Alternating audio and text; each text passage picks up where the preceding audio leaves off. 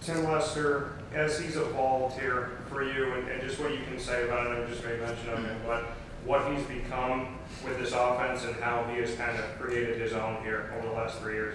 Sure. I think the first thing Tim would say is it's not just Tim Lester. DeAndre Smith. DeAndre's done a hell of a job influencing this offense. And I'm sure you guys figured it out. All the things that I didn't want you guys to see since last spring had to do with triple option, And I don't think you run triple option until the cows come home. But I know one thing, that stuff kept me up as a defensive coordinator.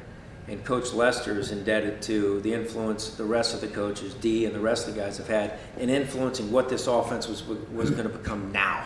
Because, when he was at Elmhurst and a couple of the smaller colleges, he didn't have some of the athletes on the outside that we could get here. And he was extremely excited to lean on the other coaches and go explore other people that know football well and do some of those higher level things in the passing game.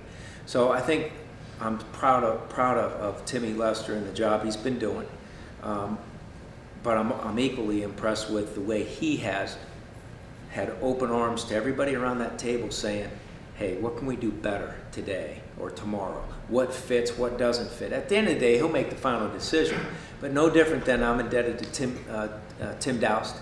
When I was a coordinator, Tim made me look way better than I really was because he's a great coach up front.